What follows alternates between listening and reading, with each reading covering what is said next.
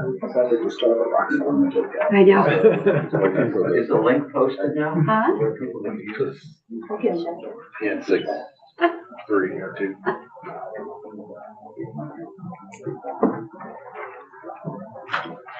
It will be the same link, and just remember there is a 30-second delay. It'll be on the committee pushing live. agenda or on the website, we'll review the link. PBD. Back to you. Refresh. Should be on the website.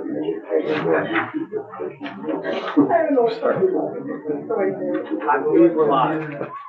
Okay, folks.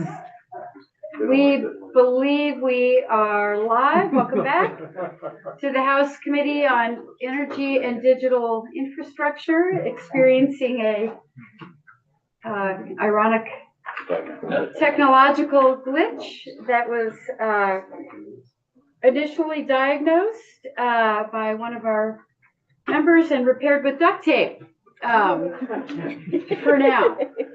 So anyway, we are back.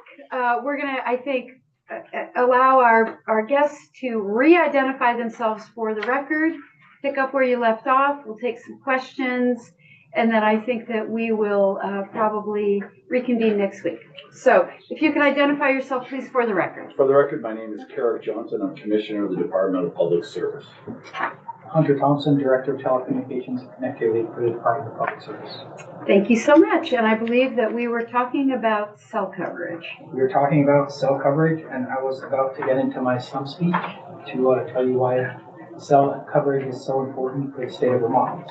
So first, in terms of just smartphone ownership, some of these numbers haven't been updated because my stump speech is still from last year. I have to redo it for this biennium.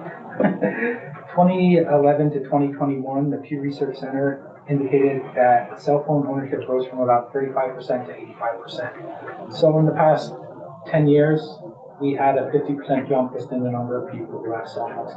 And to give some empirical data, there's 5 people in my household, myself, my partner, and 3 children. There's 5 phone numbers in our household in Berlin. We all have a cell phone. There's an age-dependent factor where around that same time, from 2013 to 2021, the percent of 18 to 29-year-olds whose primary method of accessing the internet rose from 12% to 28%. So that means over a quarter of the people 18 to 29's primary method of getting on the internet is their cellular phone, is their smartphone. If you live in a place where you don't have smartphone access, you can't be part of that percent, or you have to go home and not be connected for a certain portion of the day.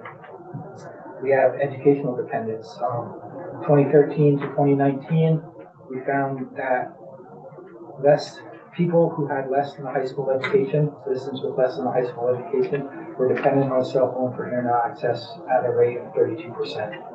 So almost a third of the population who has less than a high school education is dependent on a cell phone to get on the internet. And again, we're moving into the age where internet connectivity is a core requirement to participate not only in the digital economy, but in government functions. You know, there was a time when to look for a job with the Department of Labor, you could go to the regional office, sit down at that green screen computer, hit print, you get the print that's alternating white and green print on a giant paper.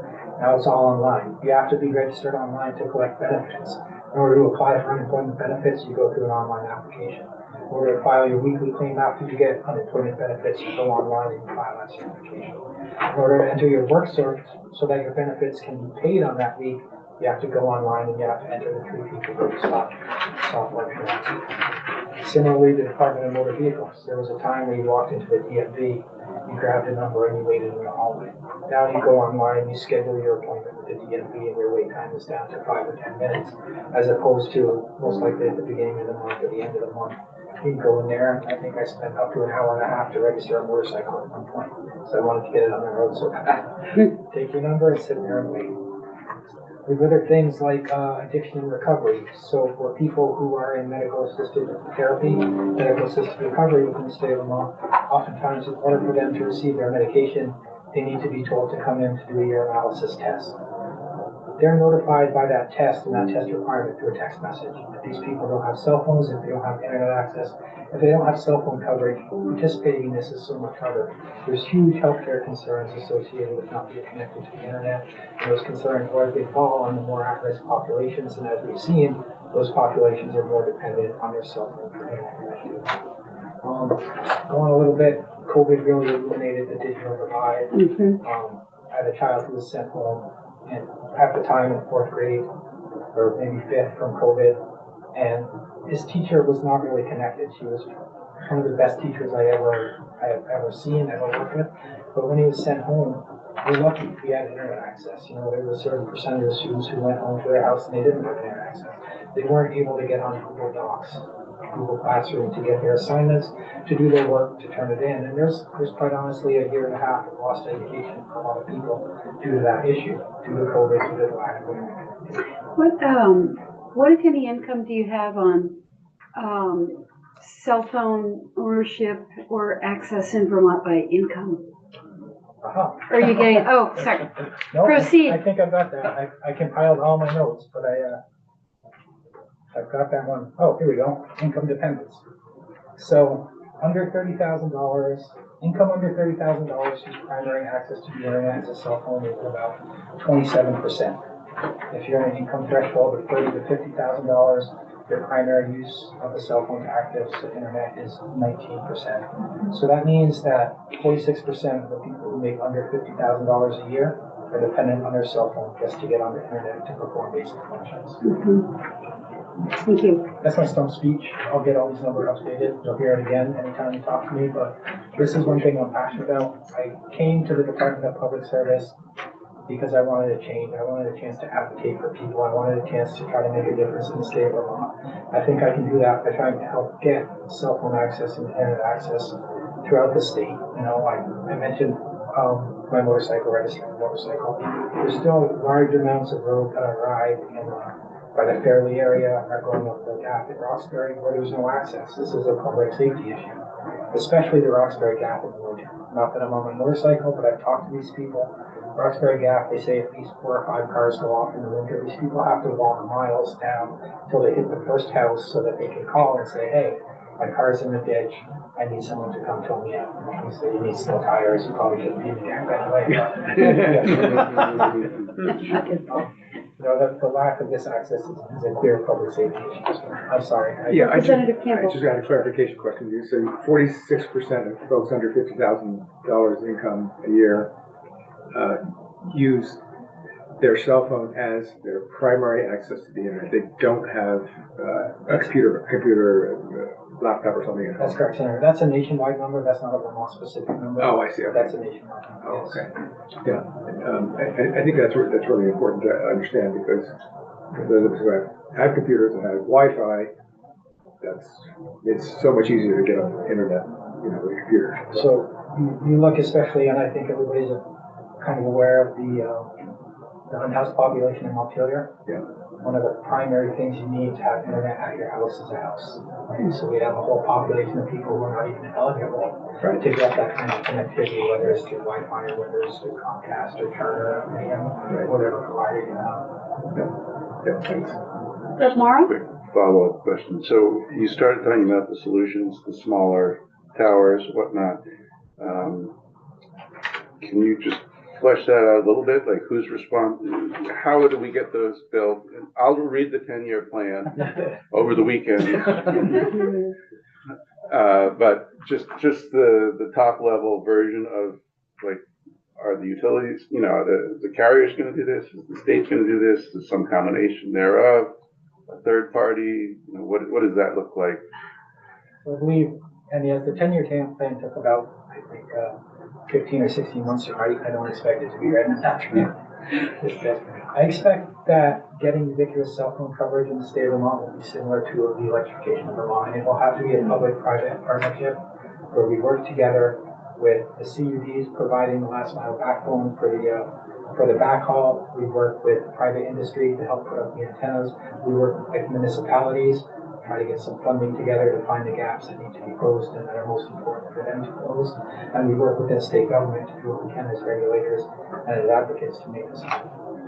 Let me, for the record, Karen Johnson, would you also say as part of that, at least if history is prologue here, there has been, when the public dollars are used, so now we have CUDs, if they can make an inroad, right, and then drive down the cost for spurs or anything and help the for-profit advance it. That's the way, is that a fair way? Yeah, so part of the 10-year plan included a section about these small cell towers, but one of the issues we currently have is there's no communications in some of these more rural places like this gaps. So the work that the BCB is doing to run fiber at every premises is gonna see fiber being extended out on these last mile locations. That fiber can then be leased for backhaul, and that backhaul can be used for small cell and storage. And there, again, there is incredible amounts of mid-mile, Absolutely, mid-mile, yes. I mean, a surfeit of mid-mile fiber. Yeah. And What is mid-mile? that means that it's the stuff that you have big pipes, and then you have mid-sized pipes, and then you have who's gonna get that fiber connection right to the home. Oh, right okay, to the front. right, okay, So the mid drives down the cost of going from that mid-mile to the home. right, yeah. Was this a clarifying question on the topic or Representative Sebelia? It's another, Okay, it's a question about Representative self-service. Sebelia. Go ahead. Yeah, so I will just note that there is a very rich conversation around coverage and public dollars and accountability and our ability to hold private companies accountable when they receive public dollars. That has preceded some pretty major pieces of legislation. The 10-year telecom plan itself, the statute, precedes our current work in Vermont and needs to be updated. There are topographical issues where we live in southern Vermont with mountains and foliage that are pretty significant when it comes to wireless coverage. And Vermont made a conscious choice, the legislature, which we can revisit at any time, to create an alternative pathway to bringing coverage to Vermonters, because we cannot make private providers provide coverage. We cannot. We sometimes can't even make them tell us when there's an outage.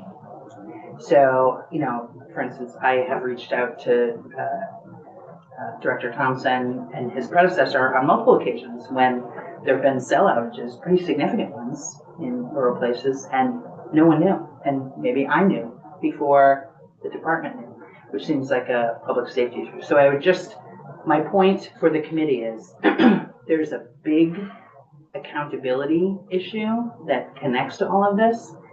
To say that there have been hundreds of millions of public dollars invested in Vermont alone in telecommunications is accurate. And I would also note for the committee that there's probably close to $500,000 that is invested annually in Vermont lobbying for the private interests on this topic in this bill. So it is a very dynamic and interesting space to try and navigate in. And there's a lot of history here. So we made very intentional choices around wireless, and it may be time to revisit this. So. Thank you for the history. Rep. Campbell. So my question, thank you, Madam Chair. My question was about whether we have a cell phone plan. That is, do we have a plan for how to proceed to get greater cell phone coverage? And for example, it might make sense to prioritize major transportation routes as a first place to start, to make sure we get 100% cell phone coverage on all major arteries. So that for the very reason you just mentioned about whichever gap that was that you were talking about, if there's an accident or something, somebody needs to get a hold of a first responder. That's obviously a critical issue. Yeah. Is there a plan? Oh, well, I want to ask what you mean by prioritize, because, I mean, we don't control that. There's no Well- public cell service. There's no public cell service, but we have a director of telecommunications. And so I guess I'm wondering if the department has a plan for, I don't know, encouraging, for seeking investment for public support for So we work something like that. We work closely with the Department of Public Safety, and we work closely with them when they identified the tower sites for AT&T in the FirstNet initiative. Mm-hmm. So I don't remember exactly how many years ago, but there was a big influx of federal money. AT&T won the FirstNet contract to build the first responder network. That kind of set up a large amount of tower building by AT&T and subsequently antenna installation by other providers as they spent down that federal funds. Currently, there's still 2 locations I believe AT&T is on the hook to build for that. We have a list of 10 other high priority locations that was worked out at the time that those initial tower locations were decided on. In terms of funding, we don't have state funds to do that. That's not something that we are in a position to fund. That's a very cost-prohibitive expenditure for the state to get involved in. We have talked to AT&T and to FirstNet, and we've asked them about their next round of federal funding. As it applies to the FirstNet initiative, we've been in contact with them and said, just so you know, we still have a list of where we want towers as it relates to public safety to make sure that if there is an accident, those people can move first responders. But we haven't got to that point yet. AT&T hasn't got their second disbursement from the feds to build new towers, and when they do, we'll re-engage with them. In terms of filling the small gaps, there's probably 14 pages in the 10-year telecom plan that outlines a plan to build those for sub 50-foot antennas to fill those gaps in there. We don't have funding for that again. That's not something that we currently have, but the plan is there. Okay, great. FirstNet, great thing to ask about. And we were talking about FirstNet, I guess it was 6 years ago when we were in here, and we couldn't find out where the towers were going to go. What's the story with public access to those towers? Is that strictly by provider? So a provider, say, I don't know, T-Mobile or somebody has to purchase a rent space on that tower in order for T-Mobile users to be able to access that tower. Is that correct? Yes, that's correct. So FirstNet built the towers. AT&T promptly installed AT&T commercial service, and then by proxy, because providers are expected to use pre-existing infrastructure when they put up towers, the other providers saw an opportunity to add service where there was a tower. So later on, T-Mobile and Verizon will put antennas on those towers to make sure the service was extended in those same coverage areas. And the AT&T service that's on those towers is not just for first responders, it's also for commercial users? There's a couple of towers that are FirstNet only, but the bulk of the towers that were built with that AT&T money quickly got AT&T commercial antennas installed. Okay, all right, thanks.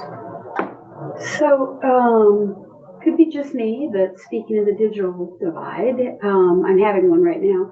I would love to, unless folks have more questions, I would love to see us as a committee have a chance to receive and read the 10-year telecom plan, maybe get a walkthrough and an overview of it, and be able to get you back in maybe to talk about that when we've had a chance to read it. Does that, I'm not trying to cut off discussion, but does that make sense to folks? I'm having a cart horse feeling right now. It could be just me, but we have the benefit of having some folks on our committee who served on the previous iteration of House Energy and Technology. That does not include me. So my hope today was that we'd have a chance to have an overview of your department and your work, and then maybe, like I said, proceed in a more orderly fashion. So if it's okay with folks, that's my gut. Or is there any objection on the committee? Without objection. No objection. Okay. I would say that due to a scheduling snafu last spring, We did not get to present the 10-year telecom plan to the committee, so it is on my radar to make sure to get that scheduled with you, and I believe it's Senate Finance, maybe I have to look to make sure, so that we can present that. And that's a prerequisite to having it actually be adopted. Sounds So good. We will be in touch. That sounds great, and as will we. In my mind. I have this orderly way in which we could proceed to educate ourselves as a committee and really start with the basics. And I know that that's going to be completely pie in the sky, but I do want to make sure that we don't get way out over our skis, and that we have a chance to read materials and take a look at them before we, get too far ahead of ourselves. So I just want to make sure we're all good with that. Yes. Okay. So, thank you for being here. Surviving our first. Goodbye. Thanks very much. Grateful for the opportunity. Yeah. Happy to be back. Great. Thanks so much. Okay. Thanks, Derek. All right. Thanks, Hunter. Thanks, everybody. Thank you. Thank you. Jack, let us know when we're off YouTube.